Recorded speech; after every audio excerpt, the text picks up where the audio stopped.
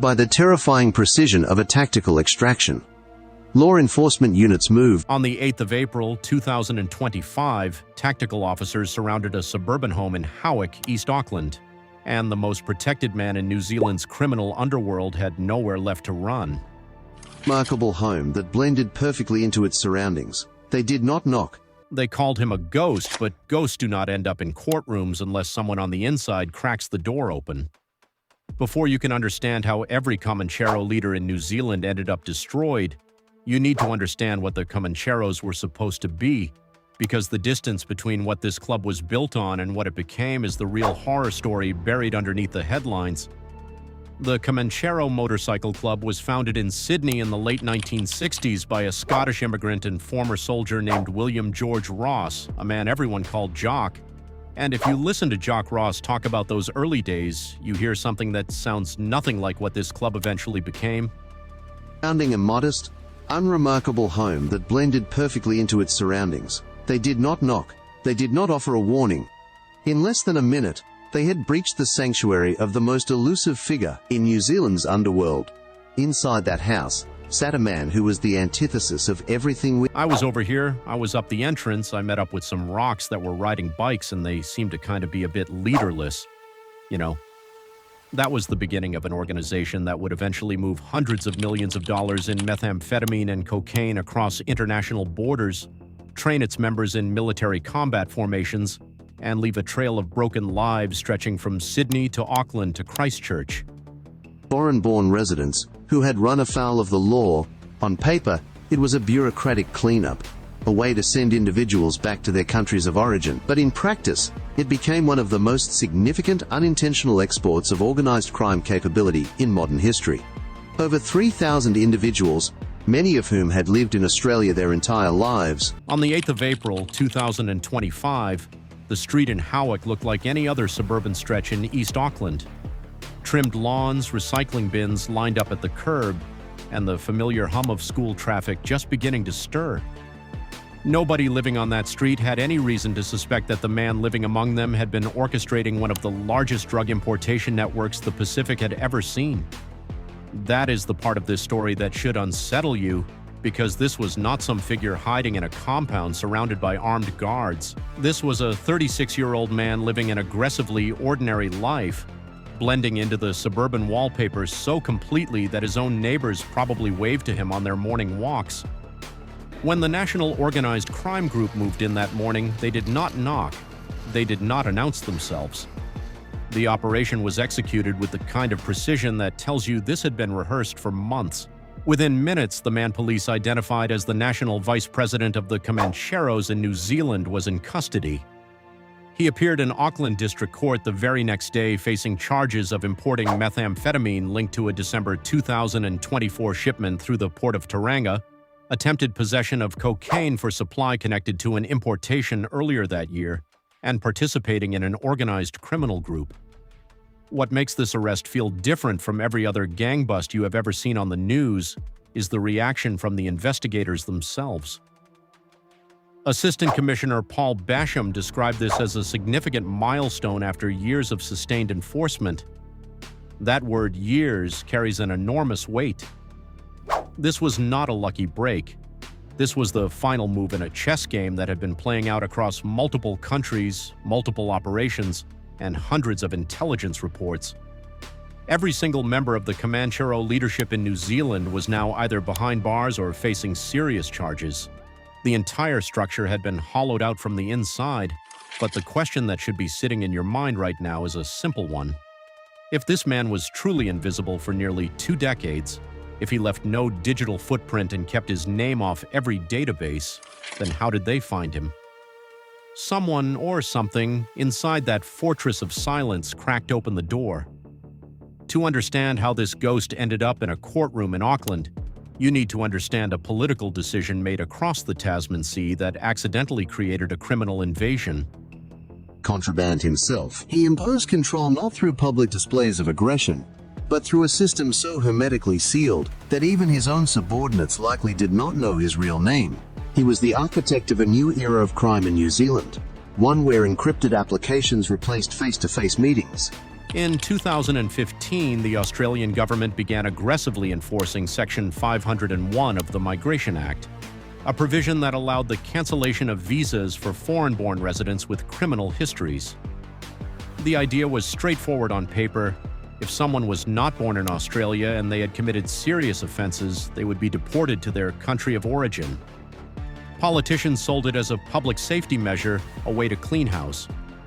What actually happened was something far more dangerous. Over 3,000 individuals were deported to New Zealand, and while many of them were simply people who had made mistakes and were looking for a second chance, a significant number were hardened members of organized criminal networks.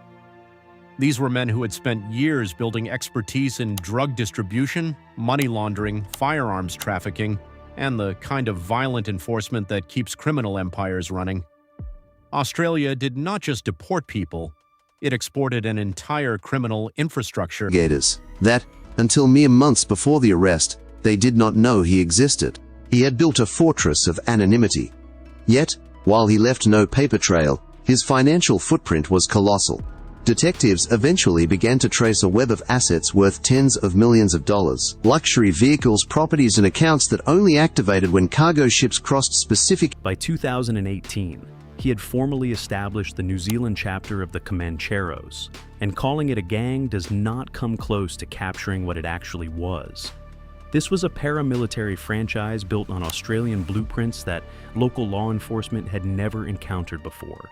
The transition from disorganized street crews to a disciplined corporate criminal enterprise happened so quickly that by the time authorities fully understood what they were dealing with, the machine was already running at full speed.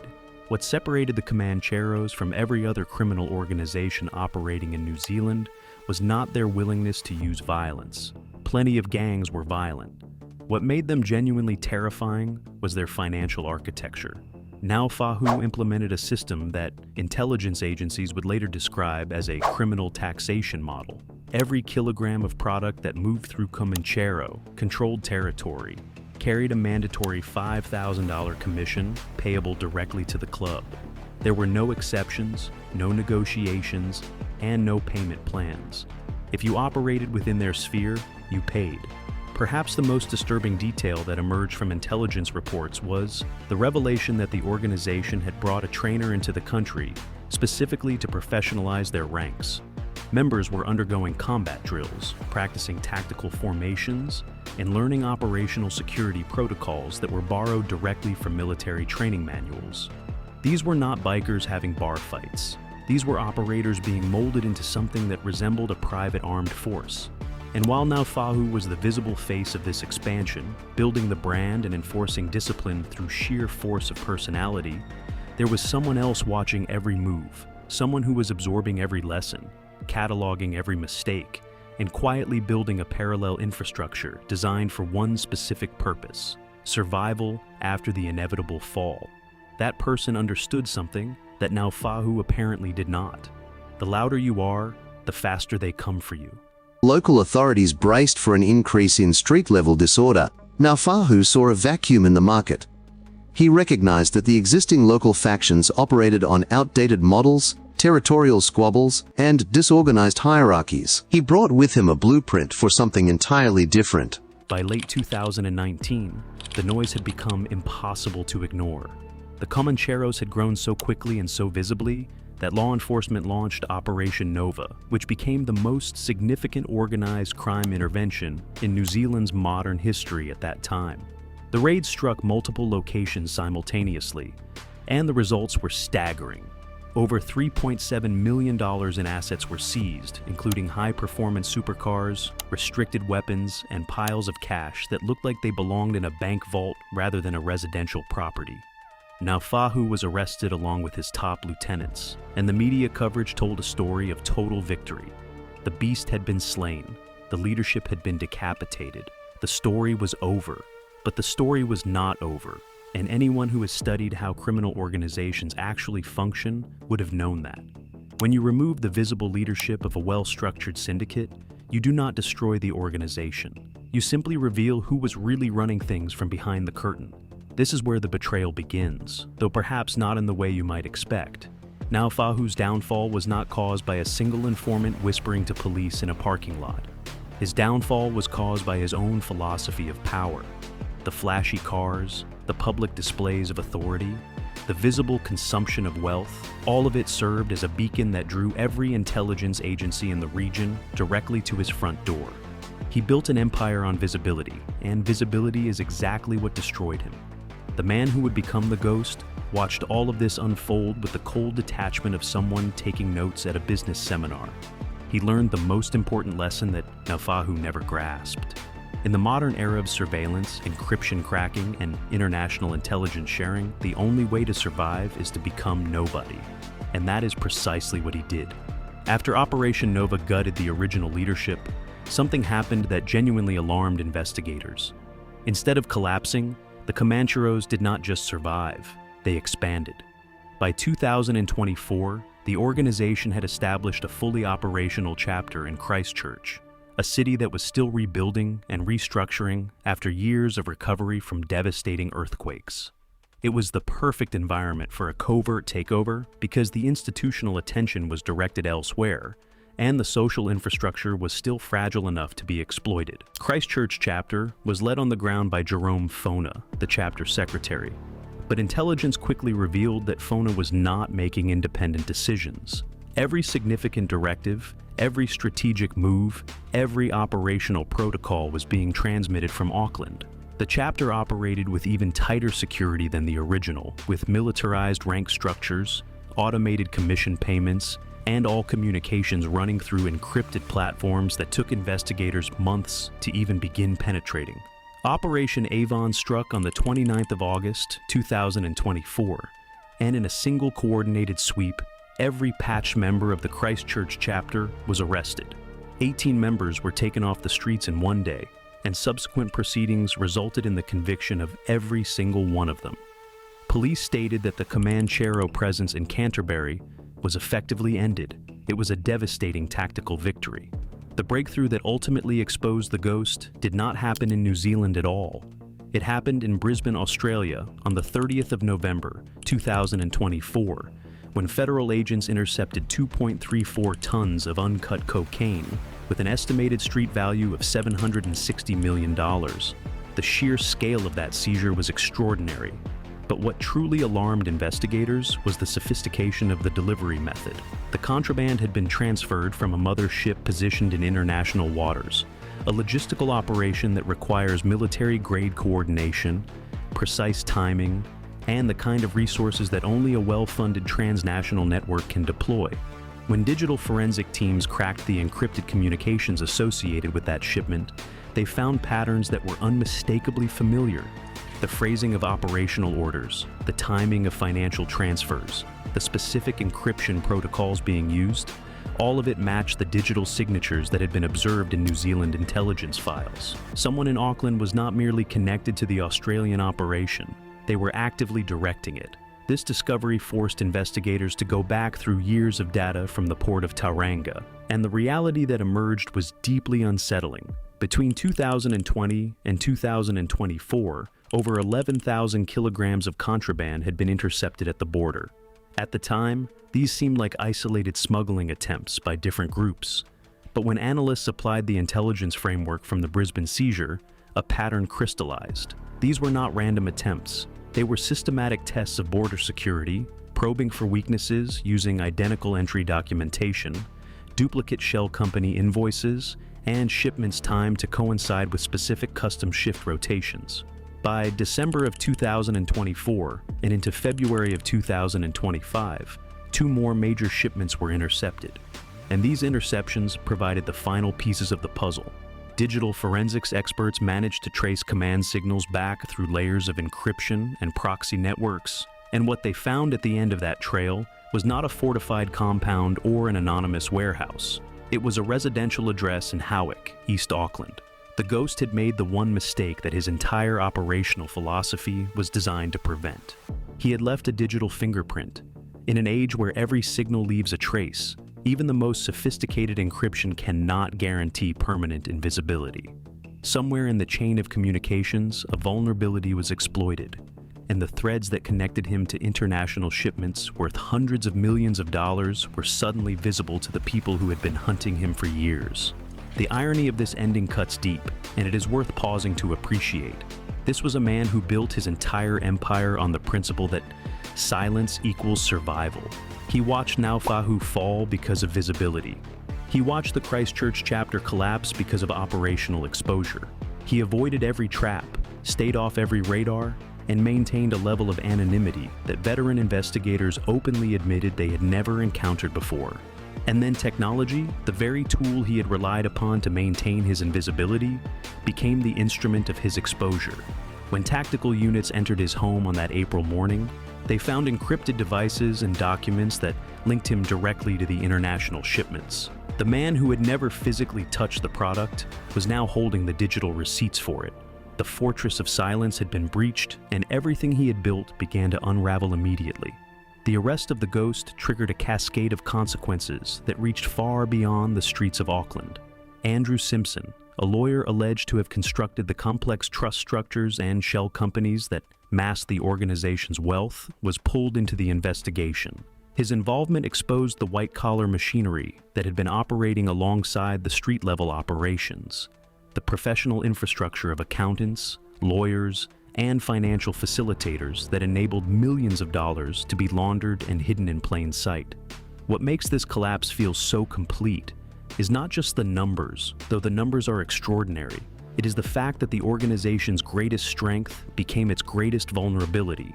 The ghost believed that by centralizing control and eliminating every visible connection between himself and the operation, he could operate indefinitely without detection.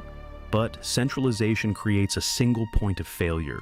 When that single point was compromised, every branch, every chapter, every financial pipeline connected to it was exposed simultaneously.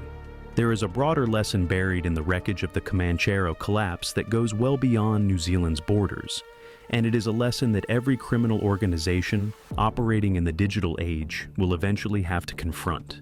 The ghost of Howick believed he had solved the oldest problem in organized crime, which is how to exercise power without becoming a target. He studied the failures of those who came before him. He watched Naufahu's empire crumble under the weight of its own flamboyance. He absorbed every operational security principle that the modern underworld has to offer. And for nearly 2 decades, his strategy worked flawlessly. But the digital age has fundamentally rewritten the rules of anonymity. Every encrypted message passes through infrastructure that can be compromised. Every financial transaction, no matter how cleverly disguised through trusts and shell companies, leaves metadata that patient analysts can eventually reconstruct.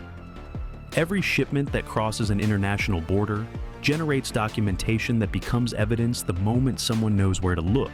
The ghost did not fall because he was careless. He fell because the technology he trusted was not as impenetrable as he believed it to be. The coordinated effort between New Zealand police, Australian federal agencies, customs, inland revenue, corrections, and international intelligence partners created a net so comprehensive that even the most disciplined operator could not avoid it forever. 5 years of quietly mapping every message, every financial front, and every supply route meant that when the moment came to act, there were no shadows left to hide in. The silence that now surrounds this case is not the silence of control or strategic withdrawal. It is the silence of an organization that has been systematically dismantled from the top down. The Comancheros in New Zealand, once described as the most disciplined criminal franchise the country had ever seen, have effectively ceased to exist as a functional entity. Their pads have been seized, their patches have been confiscated, their leadership is facing decades of legal proceedings. And the ghost, who thought he could run an empire from the anonymity of a suburban living room, discovered what every invisible man eventually learns. In a world where every signal leaves a trace, anonymity is not a permanent state, it is borrowed time. We would love to hear what you think about this story and how it unfolded. Drop your thoughts in the comments below and let us know what part of this case surprised you the most. The operation shifted gears. It went dark. The ghost assumed total control from the shadows, ensuring that while the brand remained known, the leadership became a phantom. By 2024, the authorities realized that the impossible was happening. The group was not just surviving, it was expanding. Their new target was Christchurch, a city still finding its footing after years of rebuilding from natural disasters. It was the